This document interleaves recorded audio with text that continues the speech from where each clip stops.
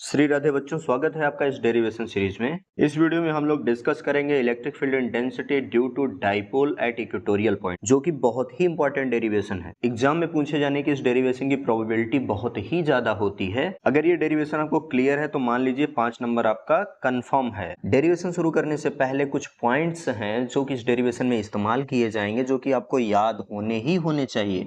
अगर ये सारे बेसिक्स आपको नहीं क्लियर हैं तो ये डेरिवेशन में आपको प्रॉब्लम हो सकती है। तो प्लीज इस बेसिक को बहुत अच्छे से और ध्यानपूर्वक आप देखिए। सबसे पहली चीज तो हमको इलेक्ट्रिक फील्ड का फॉर्मूला याद होना चाहिए, जो कि इस पार्टिकुलर डेरिवेशन में इस्तेमाल किया जाएगा। दूसरा, किसी पॉजिटिव चार्ज के कारण किसी पॉइंट पे इलेक्ट्रिक फील्ड की जो डायरेक्शन होती है, इसके बारे में हमको आना चाहिए।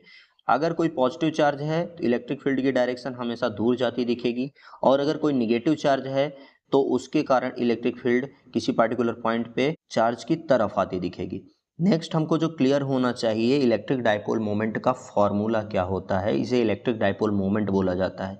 इसका जो फॉर्मूला होता है, charge into distance between the charges. Next हमको रिजोल्यूशन ऑफ वेक्टर का कॉन्सेप्ट आना चाहिए। किसी वेक्टर को हम रिजोल्व कैसे करते हैं। किसी भी वेक्टर को दो कंपोनेंट में तोड़ा जा सकता है। वो एक हॉरिजॉन्टल होता है और एक वर्टिकल होता है। एक आता है हमारा ई कॉस थीटा आ जाएगा और एक आएगा ई साइन थीटा। अब बात आती है कि किस में हम कॉस थीटा लेंगे, किस वाले कंपोनेंट में, और किस वाले कंपोनेंट में साइन थीटा लेंगे। तो जिस कंपोनेंट से थीटा दिया है, जुड़ा हुआ है, वो वाला कॉस के साथ, और जिससे थीटा नहीं लगा है वो वाला कंपोनेंट साइन के साथ। नेक्स्ट हमको ये क्लियर होना चाहिए कि अगर कोई वेक्टर एक्स फॉर्म में और वाई फॉर्म में दिया हुआ है, तो यानी उसका x कंपोनेंट का मैग्नीट्यूड दिया है और y कंपोनेंट का मैग्नीट्यूड दिया है, तो जो वेक्टर है वो लिखा जा सकता है ई एक्स आई कैप ई वाई जे कैप में। अगर कहीं एक कंपोनेंट जीरो है तो हम उस वेक्टर के मैग्नीट्यूड को डायरेक्टली जो जीरो नहीं है उसके अलोंग दिखा सकते हैं।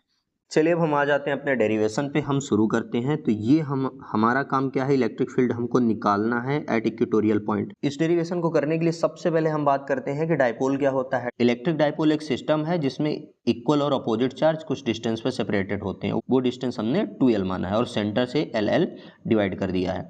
नेक्स्ट हमको कहाँ पे इलेक्ट्रिक फील्ड निकालना है, इक्वेटोरियल पॉइंट पे। तो ये हमारा इक्वेटोरियल पॉइंट है, इसको हम यहाँ से r डिस्टेंस पे मान लिए हैं कि ये r डिस्टेंस पे हमारा इक्वेटोरियल पॉइंट है।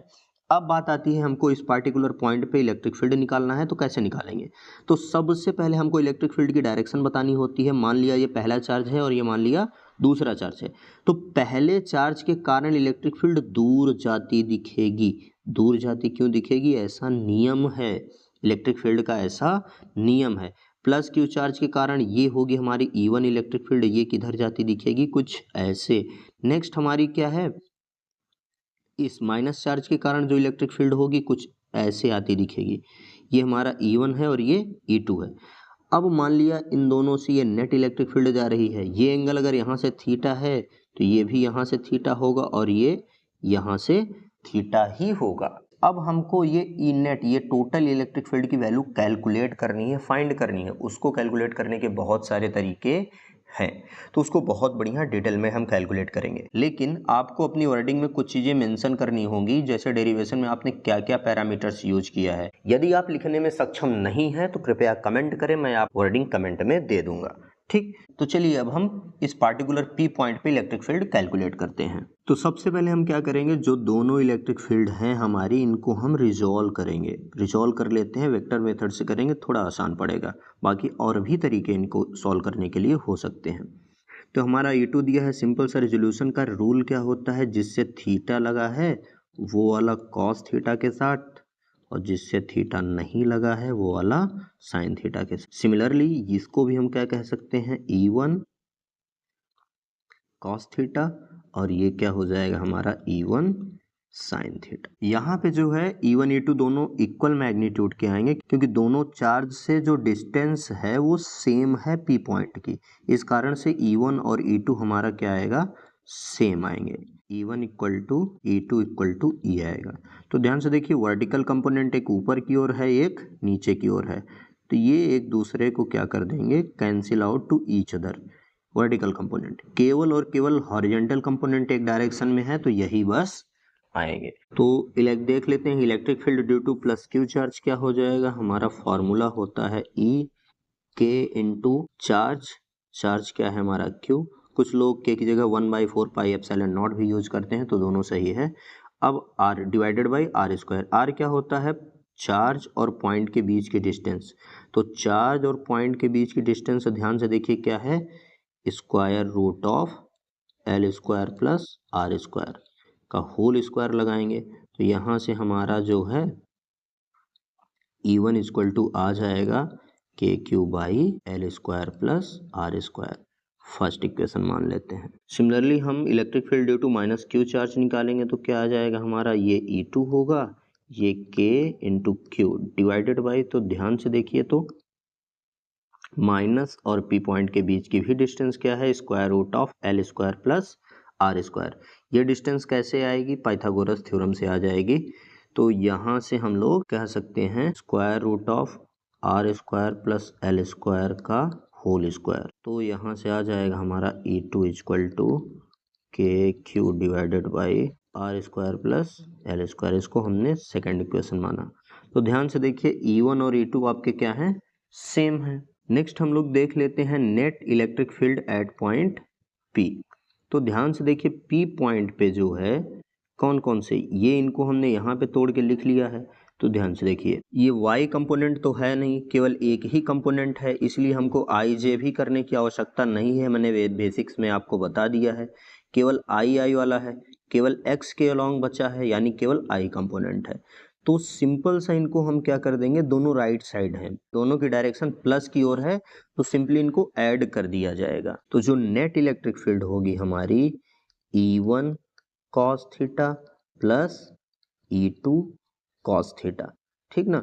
यहाँ ध्यान से देखिए एक हमारा E1 cos थीटा है तो एक हमारा E2 cos थीटा है, तो दोनों को हम क्या करेंगे, ऐड कर देंगे, तो सिंपल सा यहाँ से E1 और E2 दोनों क्या हैं, सेम है, तो ये हो जाएगा 2 E1 और E2 की जगह यहाँ भी E रख दिए, यहाँ भी E ऐड हो जाएगा 2E cos थीटा आ जाएगा। ध्यान से देखिए E1 और E2 दोनों की वैल्यू क्या है, सेम है, तो यहाँ से मेंशन भी कर सकते हैं E1 equal to E2 equal to बोल सकते हैं k q by r square plus L square, से दिस इज द E, ऐसा आप मेंशन भी कर सकते हैं, ठीक। तो E की जगह हम क्या रख सकते हैं, इसको हम नेट बोल देते हैं, E नेट,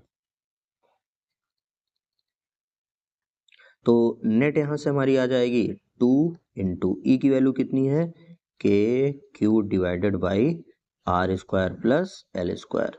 अब बात आती है कॉस थीटा की वैल्यू क्या होगी, तो कॉस थीटा की वैल्यू हमको इस डायग्राम से मिलेगा।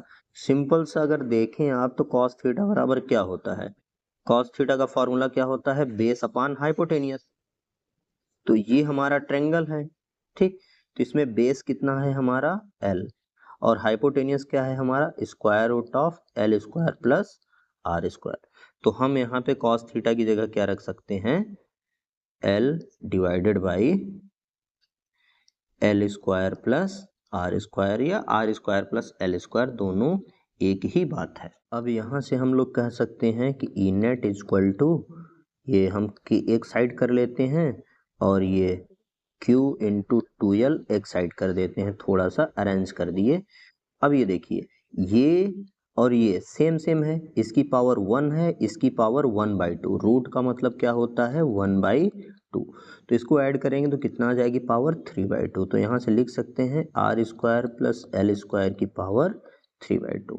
ओके, जो हमारा डाइपोल होता है तो ये लेंथ बहुत छोटी होती है, तो आर के कंपैरिजन में एल क्या है हमारा बहुत ही छोटा है, तो यहाँ से हम बोल सकते हैं r is much much greater than l, तो एल क्या है हमारा यहाँ पे negligible, l is negligible. Okay, तो एल को हम निग्लेजिबल मान लेते हैं, तो यहाँ से बोल सकते हैं r square plus L square को अप्रॉक्सीमेटली हम लिख सकते हैं क्या, आर स्क्वायर। और एक फॉर्मूला हमको पता है electric dipole moment, P equal to क्या होता है, charge into distance between charges, यानी P equal to Q into 2L, तो Q इंटू 2L की जगह हम क्या रख सकते हैं, P, तो यहाँ से हमारा जो ई नेट आ जाएगा K और इसकी जगह हम रख दिए P, अब इसकी जगह क्या रखा जा सकता है, आर स्क्वायर की पावर क्या है 3/2।